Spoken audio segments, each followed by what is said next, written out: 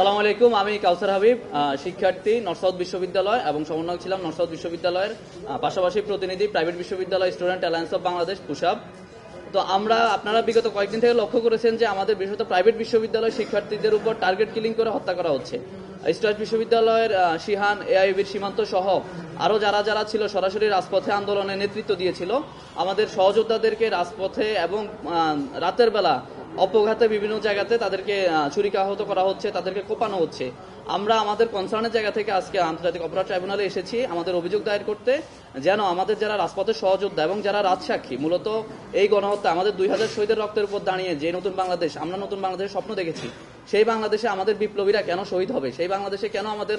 সহযোদ্ধাদের রক্ত ঝরবে, এই সমস্ত বিষয় আসলে আমরা আজকে অপরাধ ট্রাইব্যুনালে এসেছি এবং ট্রাইব্যুনাল আমাদেরকে আশ্বস্ত করেছেন তারা আমাদের বিপ্লবীদের নিরাপত্তা নিশ্চিতের জন্য আইন শৃঙ্খলা রক্ষাকারী বাহিনীকে যথাযথ নির্দেশনা প্রদান করবে। পাশাপাশি আমরা এটুকু আপনাদের মাধ্যমে জাতির কাছে জানাতে চাই যে আমাদের প্রাইভেট বিশ্ববিদ্যালয় শিক্ষার্থীদের আন্দোলনের ফলশ্রুতিতে মূলত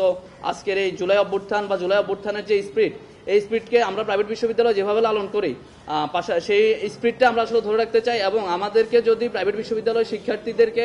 আবারও রাজপথে নেমে আসতে বাধ্য করে, সেই ক্ষেত্রে আওয়ামী লীগ এবং পতিত যে স্বৈরাচার, তাদের অবস্থা যে খুব বেশি ভালো হবে সেটা আমরা ভালো হবে না, সেটা তাদেরকে আমরা হুঁশিয়ারি করে দিয়ে বলতে চাই। পাশাপাশি আমরা আমাদের জায়গা থেকে এতটুকু স্পষ্ট করতে চাই যে এইভাবে সাইবার স্পেসে বা বিভিন্ন দেশের বাইরে থেকে, বিশেষত আমাদের পার্শ্ববর্তী দেশ থেকে যারা হুমকি ধামকি দিচ্ছে, আমাদেরকে জয় বাংলার লড়াই বলে আমাদের সহযোদ্ধাদেরকে হত্যা করার চেষ্টা করা হচ্ছে বা আমাদের জীবন নাশের জন্য হুমকি দেওয়া হচ্ছে, তারা যেন সতর্ক থাকে। তারা যদি তাদের বাড়াবাড়ির মাত্রা, তারা ক্ষমতা থাকাকালীন সময় আমাদের সাথে লড়াই করতে পারে নাই, সুতরাং তারা ক্ষমতার বাইরে গিয়ে তারা আমাদেরকে যদি দেখে নেওয়ার হুমকি দেয়, সেই ক্ষেত্রে প্রাইভেট বিশ্ববিদ্যালয়ের শিক্ষার্থীরা অবিলম্বে তাদের বিরুদ্ধে তাদেরকে প্রতিহত করার জন্য সর্বাত্মক ব্যবস্থা গ্রহণ করবে। এতটুকু আমরা আমাদের প্রাইভেট বিশ্ববিদ্যালয় জায়গা থেকে স্পষ্ট করে বলে দিতে চাই। এবং যেহেতু আমাদের মাননীয় ট্রাইব্যুনাল আমাদেরকে আশ্বস্ত করেছেন যে আমাদের বিপ্লবীদের নিরাপত্তা নিশ্চিতের জন্য তারা কাজ করবেন,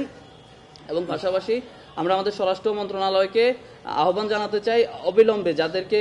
হত্যা করা হয়েছে, যাদের উপর হামলা করা হয়েছে, তাদেরকে যেন অবিলম্বে আইনের আওতায় নিয়ে আসে, এবং যারা এই অভিযোগে অভিযুক্ত এবং যারা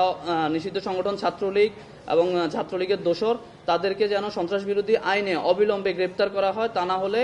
বিপ্লবীরা ঘরে বসে থাকবে না। সবাইকে আপনারা কয়জনের নাম অভিযোগে উল্লেখ করেছেন, আর এটা তো আসলে আবেদন না, আপনাদের নিরাপত্তার আবেদন জানিয়েছেন, কোন সংখ্যা বলেছেন কিনা সেখানে? আমাদের অভিযোগটা হচ্ছে যারা লিস্টেড ছাত্রলীগ ছিল এবং বিভিন্ন বিশ্ববিদ্যালয় বা বিভিন্ন ইউনিটের যারা লিস্টেড নেতাকর্মী, যেহেতু ছাত্রলীগ একটি নিষিদ্ধ সংগঠন, সুতরাং তাদেরকে ওই তালিকা ধরে তাদের সবাইকে যেন আইনের আওতায় নিয়ে আসা হয় নিষিদ্ধ সংগঠন হিসেবে, এবং সবাইকে যেন বিচারের মুখোমুখি করা হয়, গণহত্যার বিচারে তাদেরকে যেন গণহত্যার অভিযোগে অভিযুক্ত করা হয়।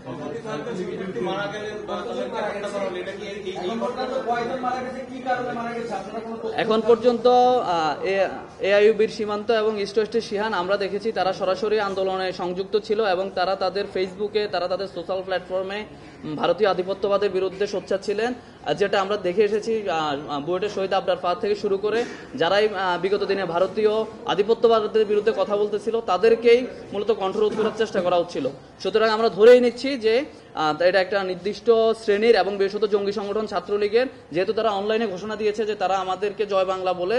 বাংলা তাদের কালেমা, তারা জয় বাংলা বলে আমাদেরকে হত্যা করবে। সুতরাং আমরা ধরে নিচ্ছি তারা তাদের এইভাবে আমাদেরকে, যারা বিপ্লবী ছিল, যারা আন্দোলনের রাজপথে সক্রিয়ভাবে অংশগ্রহণ করছে, তাদেরকে হত্যার উদ্দেশ্যেই তারা রাজপথে নেমেছে। ধন্যবাদ আপনার সবাইকে।